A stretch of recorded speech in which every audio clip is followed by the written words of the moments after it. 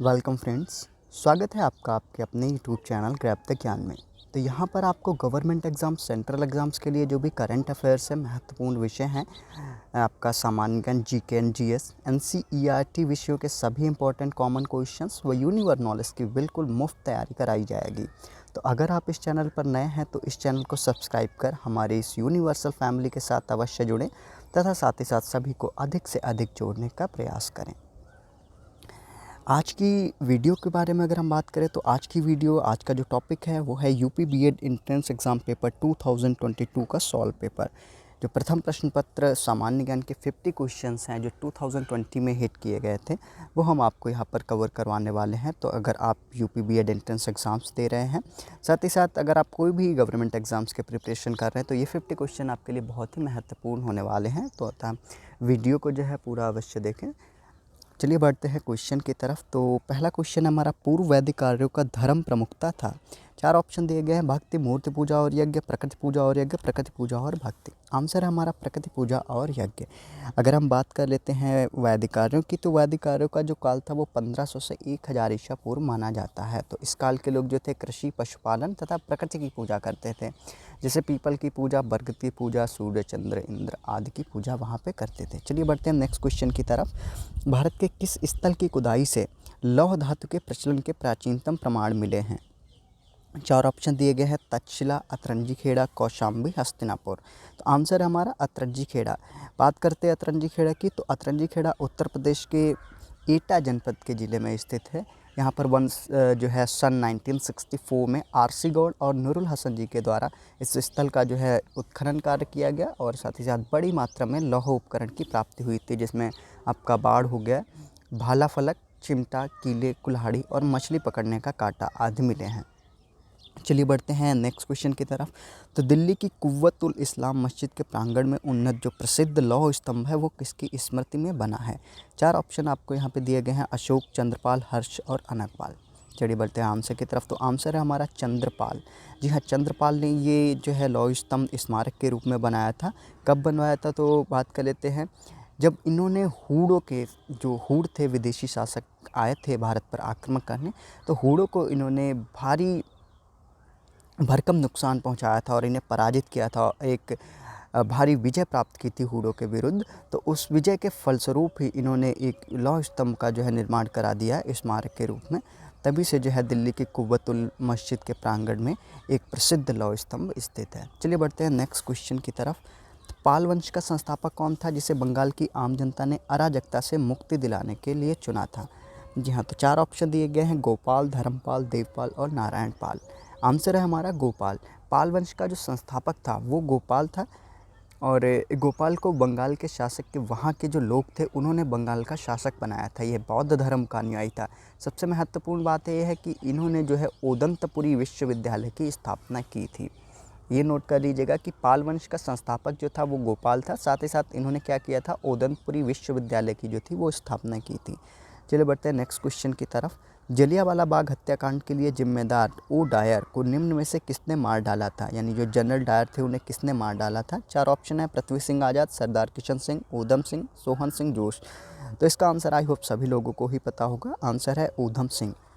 जी हाँ, जो जलियांवाला बाग हत्याकांड हुआ था, हत्याकांड ये कब हुआ था तो बात कर लेते हैं। तो 1919 में ये जलियांवाला जो है हत्याकांड हुआ था।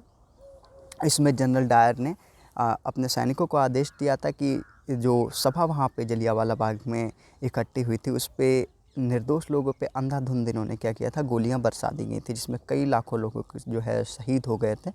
तो उसी का बदला लेने के लिए सरदार ऊधम सिंह इंग्लैंड जाकर पढ़ाई की और वहाँ पर इन्होंने जनरल ओडायर की गोली मारकर हत्या कर दी थी। चलिए बढ़ते हैं नेक्स्ट क्वेश्चन की तरफ। किस आंदोलन को हिंदू और मुसलमान दोनों का समर्थन प्राप्त था? 4 ऑप्शन दिए गए हैं, चंपारण, विभाजन विरोधी आंदोलन, असहयोग आंदोलन, भारत छोड़ो आंदोलन। तो आंसर है हमारा असहयोग आंदोलन।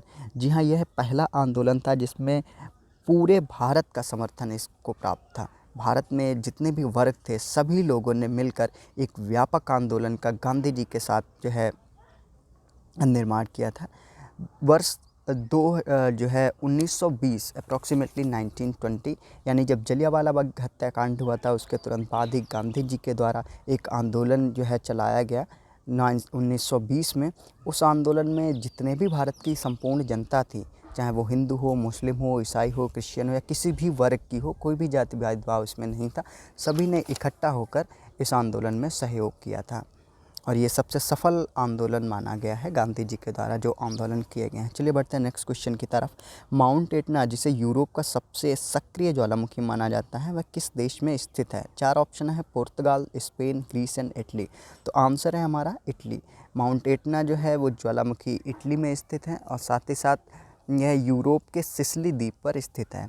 अगर बात करें तो इसे यूनेस्को जो है उसकी विश्व धरोहरों में भी शामिल कर लिया गया है। बढ़ते हैं नेक्स्ट क्वेश्चन की तरफ। निम्न में से कौन सी एक आग्नेय चट्टान नहीं है? 4 ऑप्शन दिए गए हैं, granite, nice, Innova and basalt. तो अगर इसमें बात करें तो ग्रेनाइट जो है, इनोवा एंड बेसाल्ट, ये सभी आग्नेय चट्टानें हैं और जो नाइस है वो एक रूपांतरित चट्टान है। नाइस की अगर हम बात करें तो नाइस जो है आग्नेय चट्टानों का जो निर्माण होता है क्रस्ट के नीचे उपस्थित तप्त एवं तरल मैग्मा के ठंडे होने से होता है। आग्नेय जो चट्टान है वो रवेदार क्रिस्टलाइन होती है, बट जो नाइस जो अवसादी रूपांतरित चट्टान होती है ये इन्हीं चट्टानों के रूपांतरण के फलस्वरूप बनती है। चलिए बढ़ते हैं नेक्स्ट क्वेश्चन की तरफ। भारतीय वानस्पतिक सर्वेक्षण यानी बोटेनिकल सर्वे ऑफ इंडिया का मुख्यालय कहाँ है? तो लखनऊ, उत्तराखंड, दार्जिलिंग एंड कोलकाता। आंसर है हमारा कोलकाता। तो कोलकाता में जो है ये स्थित है बोटेनिकल सर्वे ऑफ इंडिया और इसकी स्थापना कब की गई थी? 13 फरवरी 1890 को इसकी स्थापना की गई थी। किसके द्वारा की गई थी? तो ब्रिटिश सरकार का उस समय पे राज था, तो ब्रिटिश सरकार के द्वारा जो है इसकी स्थापना की गई थी। उसका उद्देश्य क्या था? अगर हम बात करें तो आज की डेट में भी और साथ ही साथ उस टाइम पे भी इसका मुख्य उद्देश्य था पादप संसाधन का जो सर्वेक्षण करना, इसका एक मुख्य उद्देश्य था। आज की डेट में अगर हम बात करें तो वन और पर्यावरण मंत्रालय के अधीन यह एक वानस्पतिक वैज्ञानिक संस्था के रूप में अभी ये प्रचलन में है। चलिए बढ़ते हैं नेक्स्ट क्वेश्चन की तरफ। मानस राष्ट्रीय उद्यान नेशनल पार्क कहाँ स्थित है? ये भी मोस्ट इंपॉर्टेंट क्वेश्चन है, ब्रह्मास्त्र क्वेश्चन, ये डेफिनेटली आता ही आता है। अगर आप बात करेंगे लास्ट प्रीवियस ईयर क्वेश्चंस में भी तो ये कई बार हिट किया है। 4 ऑप्शन दिए गए हैं, इसमें भी आपको मध्य प्रदेश, झारखंड, असम एंड पश्चिम बंगाल। तो आंसर है हमारा असम। जी हाँ, इसकी स्थापना जो थी 1990 में की गई थी मानस राष्ट्रीय उद्यान की। फेमस क्यों है ये? तो ये फेमस है अपने दुर्लभ और लुप्त प्राय जो भी स्थानिक वन्य जीव होते हैं उनको यहाँ पे संरक्षण प्रदान किया जाता है। इसमें एक टाइगर रिजर्व और साथ ही साथ एक हाथी रिजर्व भी है। दुर्लभ अगर जीवों की बात करें तो इसमें गोल्डन लंगूर, पिग्मी हॉग मानस, जंगली भैंसा आदि को जो है संरक्षण प्रदान किया गया है। बढ़ते हैं नेक्स्ट क्वेश्चन की तरफ। भारत में सबसे अधिक जैव विविध संपन्न क्षेत्र हैं? तो गंगा का मैदान, ट्रांस हिमालय, पश्चिम घाट एंड मध्य भारत। आंसर है हमारा पश्चिम घाट। जी हाँ, पश्चिम घाट जो है सबसे अधिक जैव विविधता संपन्न क्षेत्र है। इसे विश्व की दृष्टि से भी इसमें 8वां स्थान प्राप्त है। साथ ही साथ यूनेस्को में भी इसे शामिल किया गया, विश्व धरोहर स्थल के रूप में इसे मान्यता प्राप्त की गई है। चलिए बढ़ते हैं नेक्स्ट क्वेश्चन की तरफ। साइलेंट वैली परियोजना निम्नलिखित में से किस राज्य से संबंधित है? 4 ऑप्शन है, उत्तराखंड, हिमाचल प्रदेश, केरल एंड तमिलनाडु। तो आंसर है हमारा केरल। अगर हम बात करें साइलेंट वैली परियोजना की तो ये एक परियोजना नहीं, ये एक आंदोलन था। इसमें क्या था, केरल का जो पलक्कड़ ज़िले में जो नीलगिरी की पहाड़ियाँ स्थित थीं, साथ ही साथ वहाँ पे जो दक्षिण पश्चिमी घाट के वर्षावन थे और सदाबहार उष्णकटिबंधीय वन, तो इनको क्या गया, इनको संरक्षण प्रदान करने के लिए भारत के केरल के पलक्कड़ ज़िले में जो भी जितने लोग थे और साथ ही साथ वहाँ पे प्रशासन के द्वारा जो है एक उद्देश्य, साथ ही साथ एक आंदोलन के रूप में इसे जो है प्रचलन में लाया गया और साइलेंट वैली परियोजना का इसे नाम दिया गया। ये एक सामाजिक आंदोलन था। चलिए बढ़ते हैं नेक्स्ट क्वेश्चन की तरफ। तो भारत में नागरिकों को निर्धारित मत देने की न्यूनतम आयु क्या थी? 4 ऑप्शन दिए गए, 18 वर्ष, 21 वर्ष, 24 वर्ष एंड 16 वर्ष। तो आंसर है हमारा 18 वर्ष। यहाँ पे इम्पॉर्टेंट क्वेश्चन ये है, मैं आपको क्योंकि ये क्वेश्चन चेक किया है लास्ट प्रीवियस ईयर, कई बार ये क्वेश्चन जो है हिट किया है। अभी ये क्वेश्चन जो है 2 टाइप में आता है। भारत में नागरिकों को निर्धारित मत देने की वर्तमान न्यूनतम आयु क्या है और इससे पहले की जो थी प्रीवियस ईयर की वो न्यूनतम आयु क्या है, दोनों के बारे में हम बात कर लेंगे। तो अभी के डेट में जो अभी वर्तमान में 18 वर्ष है। वर्ष 1989 1989 से पहले यह आयु जो थी वो 21 वर्ष थी। जब संविधान का 61वां संशोधन हुआ था 61, तो उस संशोधन के बाद आयु सीमा जो थी 21 वर्ष से घटाकर इन्होंने 18 वर्ष कर दी गई थी। अभी जो है वो 18 वर्ष है और भारत में मत देने का अधिकार जो है वो एक संवैधानिक अधिकार है। हम सभी को जो है चुनाव में अपना मत जो है प्रदान करना है। अगर आप 18 से वयस्क हो गए, 18 से ऊपर हो गए हैं तो। चलिए बढ़ते हैं नेक्स्ट क्वेश्चन की तरफ। निम्नलिखित में से कौन सरकारी आयोग का सदस्य था? V Shankar, K Hanumanthaiah, doctor S R Sen, O V Alagesan. तो आंसर है हमारा डॉक्टर एस आर सेन। अभी हम बात कर रहे थे सरकारी आयोग। ये सरकारी आयोग का गठन क्यों हुआ?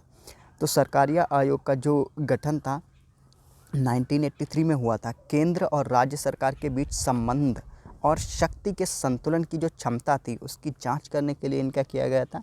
और इसके जो अध्यक्ष थे उस टाइम पे तो सुप्रीम कोर्ट के जो रिटायर्ड जज थे, जस्टिस राजेंद्र सिंह सरकारिया, और उन्हीं के द्वारा ये आंदोलन भी लागू किया गया था, ये आयोग जो है गठन किया गया था। जबकि अन्य सदस्य थे उनमें Shri C V Sivaraman, doctor S R Sen और कई सारे अन्य सदस्य थे। चलिए बढ़ते हैं नेक्स्ट क्वेश्चन की तरफ। Question number 15। तो क्या है? भारत में निर्वाचनों के अधीक्षण, निर्देशन और नियंत्रण किसमें निहित है? 4 ऑप्शन दिए गए हैं। भारत के सर्वोच्च न्यायालय, भारत की संसद, भारत के निर्वाचन आयोग, मुख्य निर्वाचन आयोग। तो आंसर हमारा भारत के निर्वाचन आयोग। जी हाँ, जो राष्ट्रपति, उपराष्ट्रपति, लोकसभा, विधानसभा, इसके लिए जो स्वतंत्र एवं निष्पक्ष चुनाव की प्रक्रिया है वो भारत के निर्वाचन आयोग के द्वारा ही संपूर्ण की जाती है। चलिए बढ़ते हैं नेक्स्ट क्वेश्चन की तरफ। निम्न में से कौन अंतर्राज्यीय परिषद गठन करने के लिए अधिकृत है? 4 ऑप्शन दिए गए हैं। प्रधानमंत्री, राष्ट्रपति, संसद, लोकसभा अध्यक्ष।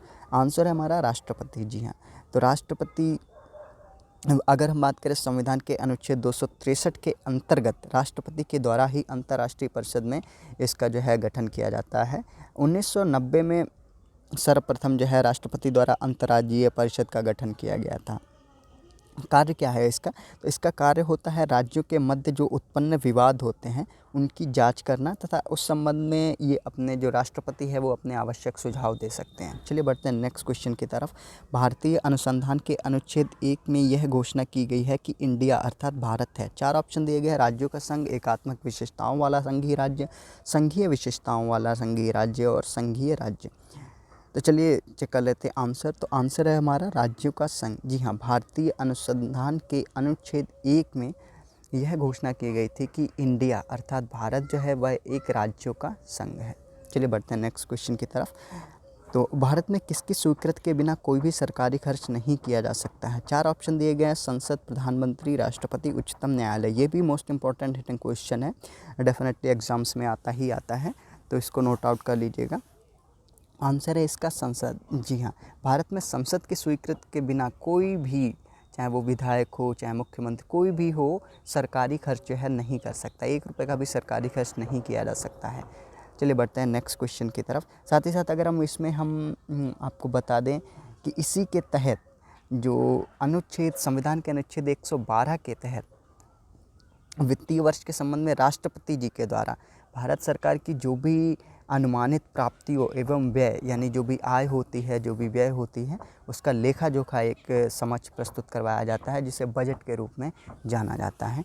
चलिए बढ़ते हैं नेक्स्ट क्वेश्चन की तरफ। गरीबी हटाओ का आह्वान किस पंचवर्षीय योजना में किया गया था? 4 ऑप्शन दिए गए हैं। चौथी, 5वीं, छठी एंड 7वीं। तो आंसर है हमारा 5वीं। तो 5वीं अगर हम बात करें पंचवर्षीय योजना, जो 5वीं पंचवर्षीय योजना थी उसका काल क्या था? तो 1974 से लेकर 1979 तक इसका कार्यकाल रहा था। इस टाइम पे भारतीय जनता पार्टी जो है उस टाइम पे इसका जो नाम था वो जनता पार्टी था। तो जनता पार्टी की सरकार जब आई थी 1979, तो इन्होंने क्या किया था, 1979 के स्थान पर 1978 में ही गरीबी हटाओ का जो पंचवर्षीय योजना थी उसे समाप्त कर दिया था। चलिए बढ़ते हैं नेक्स्ट क्वेश्चन की तरफ। क्रियाओं की सभी प्रकार की साख आवश्यकताओं की पूर्ति करने वाली एकमात्र संस्था है। 4 ऑप्शन दिए गए हैं। RBI, HRDC, NABARD and NAFED. तो आंसर है हमारा नाबार्ड। जी हाँ, तो नाबार्ड जो है कृषि एवं ग्रामीण विकास क्रियाओं की सभी प्रकार की जो आवश्यकताएं होती हैं, साख आवश्यकताएं होती हैं, उनकी पूर्ति करती है। बात कर लेते हैं इसकी स्थापना कब हुई थी। बहुत ही इंपॉर्टेंट है नाबार्ड की स्थापना। तो इसकी स्थापना 12 जुलाई 1982 को हुई थी। किसके अंतर्गत यह काम करती है, किसके कार्यरत में है? तो आपको बता दें कि ये केंद्र सरकार के पूर्ण स्वामित्व में जो है कार्यरत रहती है। चलिए बढ़ते हैं नेक्स्ट क्वेश्चन की तरफ। निम्न में से कौन सा कर केंद्र सरकार नहीं लगाती है? 4 ऑप्शन दिए गए हैं। उपहार कर, मनोरंजन कर, व्यक्तिगत आय कर, निगम कर। ये भी क्वेश्चन कई बार एग्जाम्स में हिट हुआ है। बीएड एंट्रेंस एग्जाम में ही अगर आप चेक करें तो previous year something 4 to 5 years के पेपर्स में जो है ये हिट किया है। आंसर है हमारा मनोरंजन कर। जी हाँ, अगर हम बात कर लेते हैं मनोरंजन कर जो है किसके द्वारा किया जाता है, तो वो राज्य सरकार के द्वारा किया जाता है। यह एक अप्रत्यक्ष प्रकार का कर होता है। चलिए बढ़ते हैं नेक्स्ट क्वेश्चन की तरफ। भारत में रुपए का अवमूल्यन पहली बार किस वर्ष में किया गया था? 4 ऑप्शन दिए गए हैं, 1949, 1996, 1972 एंड 1990। तो आंसर है हमारा 1949। जी हाँ, 1949 यानी 1947 में जब भारत आज़ाद हुआ था, उसके बाद 1949 में ही भारत में रुपए का पहली बार अवमूल्यन किया गया था। रुपए के अवमूल्यन के बारे में अगर हम बात करें तो इसके अंतर्गत क्या होती है, जो देश की मुद्रा होती है उस मुद्रा को अंतर्राष्ट्रीय मुद्रा से कम किया जाता है। इससे क्या होता है, इससे जो निर्यात होता है भारत में, जो भी निर्यात की मात्रा होती है उसमें वृद्धि होती है तथा जो भी आयात होता है उसमें कमी की आशा की जाती है। ऐसा माना जाता है कि रुपए का जब अवमूल्यन होता है तो भारत में या किसी भी विश्व में निर्यात की जो क्षेत्र है उसमें वृद्धि होती है तथा आयात के क्षेत्र में कमी होती है। चलिए बढ़ते हैं नेक्स्ट क्वेश्चन की तरफ। तो अगला क्वेश्चन है, कार्बन टैक्स लगाने वाला विश्व का प्रथम देश कौन सा है? ये भी बहुत ही इंपॉर्टेंट क्वेश्चन है, नोट आउट कर लीजिएगा। Sweden, New Zealand, Brazil and France. 4 option दिए गए हैं। आंसर है हमारा न्यूजीलैंड। जी हाँ, न्यूजीलैंड विश्व का ऐसा प्रथम देश है जिसने कार्बन पे टैक्स लगाया हुआ है। Carbon tax in the sense आपको बता दें कि जो भी जीवाश्म ईंधन होते हैं जैसे पेट्रोल, डीजल, साथ ही साथ जो भी कार्बन उत्सर्जन करते हैं तो उन पर चाहे आप वितरण कर रहे हो, चाहे आप उपयोग कर रहे हो, सेल आउट कर रहे हो या फिर आप परचेस कर रहे हो, दोनों पर ही शुल्क लगाया जाता है। तो ये शुल्क जो है सबसे पहले न्यूजीलैंड के द्वारा ही लगाया गया था। अब कई देशों में इसका प्रचलन जो है स्टार्ट हो गया। चलिए बढ़ते हैं नेक्स्ट क्वेश्चन की तरफ। उत्तर प्रदेश की प्रथम मुख्यमंत्री जो महिला मुख्यमंत्री थी वो कौन थी? 4 ऑप्शन दिए गए हैं, सरोजिनी नायडू, विजयलक्ष्मी पंडित, सुचेता कृपलानी, सुश्री जयललिता। अगर आप यूपी में कोई सा भी एग्ज़ाम्स दे रहे हैं या गवर्नमेंट एग्ज़ाम्स दे रहे हैं तो ये बहुत ही महत्वपूर्ण क्वेश्चन है, क्योंकि पहली महिला मुख्यमंत्री उत्तर प्रदेश की नहीं, अगर सभी राज्यों की बात करें तो जो प्रथम पहला महिला मुख्यमंत्री थी वो सुचेता कृपलानी जी थी। चलिए बढ़ते हैं नेक्स्ट क्वेश्चन की तरफ। किस भारतीय राज्य में गमछा एक सांस्कृतिक प्रकृति है? गमछा जो है केरल, राजस्थान, असम और हरियाणा, इनमें से असम राज्य की जो है गमछा एक सांस्कृतिक प्रकृति है। गमछा वैसे उत्तर प्रदेश और हरियाणा में भी काफ़ी यूज़ में लाया जाता है और इनके अकॉर्डिंग भी ये एक सांस्कृतिक प्रकृति है। बट असम में क्या है, परंपरागत रूप से 2 प्रकार के गमछे यहाँ पर बुने जाते हैं, एक डका और एक कूलम। ये सूती कपड़े में बना हुआ एक सफ़ेद आयताकार टुकड़ा होता है जो यहाँ पे यूज़ में लाया जाता है। चलिए बढ़ते हैं नेक्स्ट क्वेश्चन की तरफ। भारत की सबसे लंबी तटरेखा वाला राज्य इनमें से कौन सा है? महाराष्ट्र, गुजरात, आंध्र प्रदेश, तमिलनाडु। तो आंसर है हमारा गुजरात। और अगर हम बात करें गुजरात की तटरेखा की लंबाई क्या है, तो इसकी लंबाई है 1600 किलोमीटर। दूसरे स्थान पे आता है आंध्र प्रदेश। और सबसे अगर छोटी तटीय सीमा है, भारत की सबसे छोटी तटीय सीमा की बात करें तो वो है गोवा राज्य की। भारत में भारत में 9 राज्य जो हैं वो तटरेखा से लगे हुए हैं। चलिए बढ़ते हैं नेक्स्ट क्वेश्चन की तरफ। भारत में हरित क्रांति के जनक माने जाने वाले नॉर्मन बोरलॉग कहाँ के रहने वाले हैं? 4 ऑप्शन दिए गए हैं, Australia, New Zealand, USA and Mexico. ये भी बहुत इंपॉर्टेंट क्वेश्चन है, कई बार हिट किया है। तो आंसर है हमारा यूएसए। तो जो नॉर्मन बोरलॉग थे वो यूएसए के थे। इन्होंने क्या किया था, 1970 में उच्च उपज देने वाली किस्मों को विकसित करने के लिए जो है इन्हें नोबेल पुरस्कार भी प्रदान किया गया। हरित क्रांति का जो परिणाम स्वरूप क्या हुआ था, भारत के जो खाद्यान्न थे उस टाइम पे उसमें भारी मात्रा में वृद्धि हुई थी। चलिए बढ़ते हैं नेक्स्ट क्वेश्चन की तरफ। भारत का कौन सा शहर सिटी ऑफ पैलेसेस के नाम से जाना जाता है? आगरा, हैदराबाद, मैसूर एंड चेन्नई। तो आंसर है हमारा मैसूर। यहाँ पे कंफ्यूज मत हो जाइएगा, मसूरी जो है, कई लोग मसूरी यहाँ पे टिक कर देते हैं, तो मसूरी जो है वो उत्तराखंड में है और मैसूर जो है वो सिटी ऑफ पैलेसेस के नाम से जाना जाता है। तो इसमें क्या था, ये कहाँ पर स्थित है? अगर हम बात कर लेते हैं तो कर्नाटक का ये एक शहर है जो कि चामुंडा पहाड़ियों की तलहटी में स्थित है। यहाँ पे जो महल हैं उनकी अगर हम डिज़ाइन की बात करें तो पैटर्नो इंडो सरसेनिक है और साथ ही साथ इसमें इस्लामी और हिंदू दोनों शैलियों की वास्तुकला जो है इसमें शामिल है। चलिए बढ़ते हैं नेक्स्ट क्वेश्चन की तरफ। निम्न में से कौन सा विश्व का सबसे बड़ा मरुस्थल है? 4 ऑप्शन दिए गए हैं, Arabian, Kalahari, Sahara and Thar. तो चलिए चेक कर लेते हैं आंसर। तो आंसर है हमारा सहारा। सहारा कहाँ पर स्थित है? यह अफ्रीका में स्थित है। अफ्रीका का महाद्वीप का सबसे बड़ा मरुस्थल है। अफ्रीका की अगर हम बात करें तो Mali, Morocco, Mauritania, Algeria, Tunisia Libya, Niger, Chad, Sudan और मिस्र देशों में इस मरुस्थल का जो है काफ़ी मात्रा में विस्तार है। चलिए बढ़ते हैं नेक्स्ट क्वेश्चन की तरफ। पद्म श्री सुदर्शन पटनायक किसके लिए विख्यात हैं? ऑप्शन दिए गए हैं उपन्यासकार, गोल्फ खिलाड़ी, शास्त्रीय नृत्य एंड बालुका कलाकार। तो आंसर है हमारा सैंड आर्टिस्ट। जी हाँ, तो जो पद्म श्री सुदर्शन पटनायक हैं ये सैंड आर्टिस्ट के लिए विख्यात है। कला के क्षेत्र में अगर हम बात करें तो इनका जो योगदान था काफ़ी हुआ था और 2014 में ही केंद्र सरकार द्वारा इन्हें पद्मश्री पुरस्कार जो है इससे सम्मानित किया गया था। ये कहाँ से संबंधित है? तो ये ओडिशा से संबंधित है, उड़ीसा से। चलिए बढ़ते हैं नेक्स्ट क्वेश्चन की तरफ। ढिंग एक्सप्रेस नाम से किस खिलाड़ी को जाना जाता है? बहुत इंपॉर्टेंट क्वेश्चन है, ये भी पॉइंट आउट कर लीजिएगा, काफ़ी बार एग्जाम्स में हिट किया है। हिमा दास, द्युति चंद, मनु भार्कर एंड दिव्या काकरन। तो आंसर है हमारा हिमा दास। जी हाँ, तो जो ढिंग एक्सप्रेस के नाम से हिमा दास को जाना जाता है, ये कहाँ की धावक हैं? तो ये असम राज्य के धावक हैं। इन्हें अर्जुन पुरस्कार से भी सम्मानित किया गया था। नोट आउट कर लीजिएगा कब किया गया था? 2018 में इन्हें जो है अर्जुन पुरस्कार से सम्मानित कर दिया गया। नेक्स्ट क्वेश्चन की तरफ बढ़ते हैं। तो नोबेल पुरस्कार प्रतिवर्ष कहाँ बांटे जाते हैं? सबसे इंपॉर्टेंट क्वेश्चन है। ऑप्शन है मनीला, स्टॉकहोम, जेनेवा, न्यूयॉर्क। तो आंसर है हमारा स्टॉकहोम। अभी हम बात कर लेते हैं नोबेल पुरस्कार की। नोबेल पुरस्कार अल्फ्रेड नोबेल के द्वारा जो है स्टार्ट किया गया था और यह प्रत्येक 10 दिसंबर को नोबेल जो है प्रत्येक वर्ष मनाया जाता है 10 दिसंबर को। और साथ ही साथ आपको बताना चाहेंगे कि शांति का नोबेल नॉर्वे जो है शांति का भी पुरस्कार है नोबेल पुरस्कार। ये जो है नॉर्वे की राजधानी ओस्लो में दिया जाता है। नोबेल पुरस्कार जो है अगर हम बात कर लेते तो विश्व स्तर का, विश्व में अगर सबसे पहला जो है प्रतिष्ठित पुरस्कार है तो वो नोबेल पुरस्कार को ही माना जाता है। चलिए बढ़ते हैं नेक्स्ट क्वेश्चन की तरफ। सलीम अली थे। सलीम अली कौन थे? एक विख्यात उर्दू कवि, एक विख्यात पक्षी विज्ञानी, एक विख्यात गज़ल गायक एंड इनमें से कोई नहीं। तो ऑप्शन है हमारा एक विख्यात पक्षी विज्ञानी। सलीम अली को बर्डमैन, भारत के बर्डमैन के रूप में जाना जाता है। ये एक पहले व्यक्ति थे जिन्होंने पूरे भारत में व्यवस्थित रूप से पक्षी सर्वेक्षण का आयोजन किया और इन्होंने कई किताबें लिखी हैं पक्षियों के ऊपर। पक्षी विज्ञान में इन्होंने काफ़ी ज़्यादा योगदान दिया है। चलिए बढ़ते हैं नेक्स्ट क्वेश्चन की तरफ। ज्ञानपीठ पुरस्कार किस क्षेत्र में दिया जाता है? तो ऑप्शन है हमारा साहित्य, इतिहास, नाटक एंड नृत्य। चलिए बढ़ते हैं आंसर की तरफ। तो आंसर है हमारा साहित्य। जी हाँ, तो भारत में जो ज्ञानपीठ पुरस्कार है वो साहित्य के क्षेत्र में दिया जाता है। अभी आपको बताना चाहेंगे कि 22 भाषाओं में से किसी भी भाषा के जो है साहित्यकार के सृजनात्मक योगदान हेतु भारतीय ज्ञानपीठ ट्रस्ट द्वारा जो है ये भारतीय ज्ञानपीठ पुरस्कार प्रोवाइड किया जाता है। इस पुरस्कार के अगर प्रथम विजेता की बात करें तो वो जो थे वो शंकर कुरूप जी थे। 1965 में मलयालम साहित्य में जो है इन्हें जो है ज्ञानपीठ पुरस्कार प्रोवाइड किया गया था।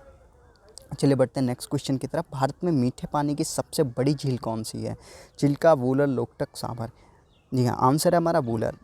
तो अगर हम बात करें भारत में, तो भारत में मीठे पानी की सबसे बड़ी झील जो है वो वूलर झील है।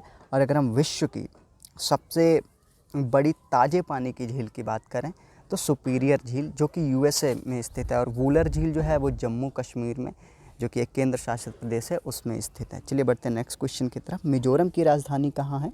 कोहिमा, आइजोल, ईटानगर, करबी एंगलांग। आंसर है हमारा आइजोल। अगर हम बात कर लेते हैं ईटानगर की, तो ईटानगर आंध्र प्रदेश की जो है राजधानी है और कोहिमा जो है नागालैंड की राजधानी है। चलिए बढ़ते हैं नेक्स्ट क्वेश्चन की तरफ। एजरा कप किससे संबंधित है? जी हाँ, 4 ऑप्शन दिए गए हैं। पोलो, हॉकी, फुटबॉल, नौका चालन। इसमें भी कई लोग गलतियाँ कर देते थे, कई लोग हॉकी लगा देते, बट ऐसा नहीं है। पोलो जो खेल है उसमें एजरा कप प्रोवाइड किया जाता है। और पोलो खेल से ही संबंधित अगर और भी ट्रॉफियों की बात करें तो Prithvipal Singh cup, Radha Mohan cup and classic cup आदि प्रोवाइड किए जाते हैं भारत में। चलिए बढ़ते हैं नेक्स्ट क्वेश्चन की तरफ। तो लोकपाल नियुक्त करने वाला विश्व का प्रथम देश कौन सा है? पहला देश सबसे इम्पॉर्टेंट है, जो भी पहली चीज़ होती है किसी भी क्षेत्र में होती है तो सबसे इम्पॉर्टेंट होती है, वो याद रखना इम्पॉर्टेंट होता है अगर आप गवर्नमेंट एग्जाम से रिलेटेड तैयारी कर रहे हैं। 4 ऑप्शन दिए गए, फ्रांस, स्वीडन, चीन एंड बेल्जियम। और आंसर है हमारा स्वीडन। जी हाँ, तो स्वीडन ऐसा देश था जिन्होंने सर्वप्रथम लोकपाल नियुक्त करने वाला जो है विश्व बना था। भारत के संविधान में भी स्वीडन से लोकपाल की जो प्रक्रिया है वो ली गई है। चलिए बढ़ते हैं नेक्स्ट क्वेश्चन की तरफ। तो अगला क्वेश्चन है, अफ्रीका के गांधी के नाम से कौन मशहूर है? महत्वपूर्ण क्वेश्चन है। Mir Karzai, Nelson Mandela, Feroze Gandhi and M K Gandhi. Answer है हमारा Nelson Mandela. Nelson Mandela ji कहाँ से हैं तो बता दें तो अफ्रीका में, दक्षिण अफ्रीका के ये एक अश्वेत राष्ट्रपति भी थे। वहाँ पर इन्हें अफ्रीका के गांधी के रूप में जाना जाता है। इन्हें भारत रत्न भी प्रोवाइड किया गया था। भारत रत्न इन्हें 1990 में प्रोवाइड किया गया तथा 1993 में 1993 में इन्हें नोबेल पुरस्कार प्रोवाइड किया गया था। कार्य क्या किए थे इन्होंने दक्षिण अफ्रीका में जो रंग भेद की नीति थी, यानी जो ब्लैक एंड वाइट नीति थी, उसमें इन्होंने अभूतपूर्व कार्य किए गए थे। चलिए बढ़ते हैं नेक्स्ट क्वेश्चन की तरफ। ऑल इंडिया रेडियो की स्थापना कब हुई थी? तो आंसर यहाँ पे क्वेश्चन जो विकल्प दिए गए हैं वो 1947, 1950, 1927, 1936। चलिए बढ़ते हैं आंसर की तरफ। तो आंसर है हमारा 1927, 1927। जी हाँ,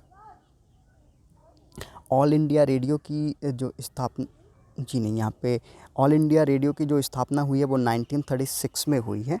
जो 1927 है ये गलत यहाँ पे अपडेट कर दिया है। 1936 में ऑल इंडिया रेडियो की जो स्थापना हुई थी और भारत में इसे भारतीय प्रसारण सेवा के रूप में जाना जाता है। विश्व अगर हम बात करें तो इसका नामकरण भी हुआ था। इसका नामकरण हुआ था 1957 में और इसे आकाशवाणी के नाम से जाना जाता है। वर्तमान में भी इसे आकाशवाणी के नाम से ही जाना जाता है। चलिए बढ़ते हैं नेक्स्ट क्वेश्चन की तरफ। भारत के राष्ट्रीय गान के रचयिता हैं? 4 ऑप्शन दिए गए हैं, बंकिम चंद्र चटर्जी, रविंद्रनाथ टैगोर, सरोजिनी नायडू एंड अरविंद घोष। तो आंसर है हमारा रविंद्रनाथ टैगोर। जी हाँ, रविंद्रनाथ टैगोर के द्वारा भारत के राष्ट्रीय गान की रचना की गई थी। ये आई होप सभी लोगों को इस क्वेश्चन का आंसर पता होगा। इसी क्वेश्चन के बारे में अगर हम बात करें तो यह मूल रूप से बांग्ला भाषा में लिखा गया था। रविंद्रनाथ टैगोर जी बंगाल के थे, तो उन्होंने अपनी मूल भाषा में इसे लिखा था। इसके बाद ब्रिटिश सरकार के द्वारा अनुरोध पर इसे हिंदी और साथ ही साथ इंग्लिश में रूपांतरण किया गया। चलिए बढ़ते हैं नेक्स्ट क्वेश्चन की तरफ। भारत के किस राज्य ने मल्लखंब को अपना राज्य खेल घोषित किया है? महाराष्ट्र, मध्य प्रदेश, दिल्ली एंड कर्नाटका। तो आंसर है हमारा मध्य प्रदेश, एमपी। जी हाँ, मध्य प्रदेश के द्वारा ही मल्लखंब को अपना राज्य खेल घोषित किया गया। अब ये मल्लखंब है क्या, तो इसके बारे में अगर बात करें तो ये एक भारत का पारंपरिक खेल है, प्राचीन खेल है, जिसमें खिलाड़ी लकड़ी के एक खंभे के ऊपर या फिर रस्सी की तरह जो है ऊपर चढ़कर तरह तरह से करतब दिखाते हैं। एक व्यक्ति खंभा पकड़ लेता है, उसके ऊपर दूसरा व्यक्ति चढ़कर तरह तरह के वहाँ पे करतब दिखाता है, या फिर रस्सियों के ऊपर जैसे नटिया कलाबाज करतब अपना कला दिखाते थे, उसी तरीके से ये एक प्राचीन रूप से एक पारंपरिक खेल के रूप में इसे चुना गया था। और इस टाइम पे मल्लखंब को मध्य प्रदेश ने जो किया, इसे सुचारू रूप से आगे बढ़ाने का कार्य किया और इसे अपना राष्ट्रीय खेल घोषित कर दिया। चलिए बढ़ते हैं नेक्स्ट क्वेश्चन की तरफ। संगणकों के आईसी चिप्स प्रायः बने होते हैं? ऑप्शन 4 दिए गए हैं, लेड के, क्रोमियम के, सिलिकॉन के, सोने के। तो आंसर है हमारा सिलिकॉन के। ये क्वेश्चन भी बहुत इंपॉर्टेंट है, कई क्वेश्चंस जो है कई एग्जाम्स में ये क्वेश्चन हिट किया है। तो आंसर हमारा सिलिकॉन। जी हाँ, सिलिकॉन के जो है आईसी चिप्स जो है कंप्यूटर में, मोबाइल्स में यहाँ पे लगे होते हैं। ये क्वेश्चन भी कई बार जो है यूपी बीएड एंट्रेंस एग्ज़ाम, साथ ही साथ जीके के क्वेश्चंस में जो है महत्वपूर्ण क्वेश्चन है और कई बार हिट किया है। चलिए बढ़ते हैं नेक्स्ट क्वेश्चन की तरफ। अनुपम क्या है? महत्वपूर्ण क्वेश्चन, ब्रह्मास्त्र क्वेश्चन है, सभी एग्जाम्स में हिट करता है। एक शोध संस्थान है, एक सुपर कंप्यूटर है, कंप्यूटर सॉफ्टवेयर है, नवनिर्मित प्रक्षेपास्त्र है। तो आंसर है हमारा एक सुपर कंप्यूटर। जी हाँ, अनुपम जो है वो एक सुपर कंप्यूटर है। किसके द्वारा किया गया था? भाभा परमाणु अनुसंधान केंद्र। उसमें ये क्या किया गया था, आंतरिक उपयोग के लिए जो भी डिज़ाइंस होती हैं, तो उन डिज़ाइंस को तैयार करने के लिए ये सुपर कंप्यूटर की एक श्रृंखला जी थी, वो तैयार की गई थी। चलिए बढ़ते हैं नेक्स्ट क्वेश्चन की तरफ। न्यूनतम मेमोरी साइज़ की इकाई चुनिए। जी हाँ, KB, MB, GB, TB।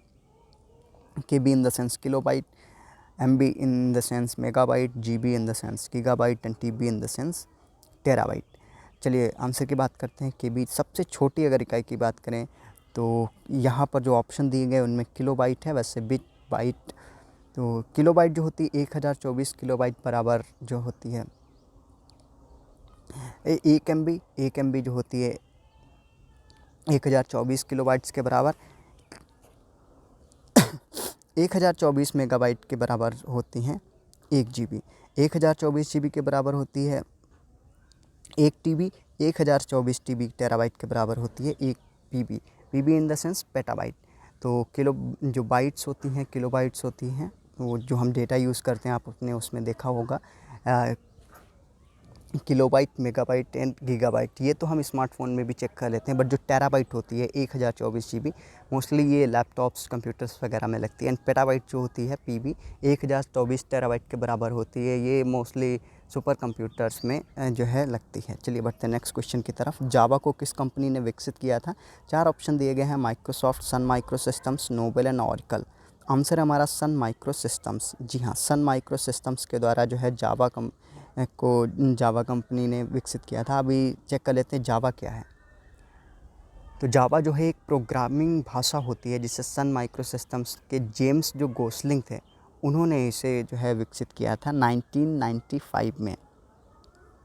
चलिए बढ़ते हैं नेक्स्ट क्वेश्चन की तरफ। तीसरे राष्ट्रीय जल पुरस्कारों में से सर्वश्रेष्ठ राज्य श्रेणी के तहत किस राज्य ने शीर्ष स्थान प्राप्त किया है? 4 ऑप्शन दिए गए हैं, उत्तर प्रदेश, मध्य प्रदेश, कर्नाटक, गुजरात। तो आंसर है हमारा उत्तर प्रदेश। जी हाँ, उत्तर प्रदेश एक जो है जल पुरस्कार प्रतियोगिता होती है, जल प्रतियोगिता, तो उसमें जो भी राज्य जो है सर्वश्रेष्ठ प्रदर्शन करता है तो उसे ये जल पुरस्कार दिया जाता है। तो तीसरा जो राष्ट्रीय अगर जल पुरस्कार की बात करें तो उसमें आंसर है उत्तर प्रदेश। राजस्थान और तमिलनाडु को सर्वश्रेष्ठ राज्य श्रेणी में क्रमशः दूसरा और तीसरा पुरस्कार प्राप्त हुआ है। जल शक्ति मंत्रालय द्वारा यह अगर हम बात करें तो इसका जो है प्रसारण किया जाता है। तो पहला राष्ट्रीय जल पुरस्कार जो है 2018 में शुरू किया था। चलिए बढ़ते हैं नेक्स्ट क्वेश्चन की तरफ। भारत का अमृत सरोवर किस शहर की ग्राम पंचायत को पूरा हो गया है? अमृत सरोवर, अमृतकाल, जो यहाँ पे ऑप्शन दिए गए हैं रायपुर, लखनऊ, अयोध्या, कानपुर। आज़ादी के अमृत महोत्सव के रूप में अमृत सरोवर जो है वहाँ पर चुने गए थे।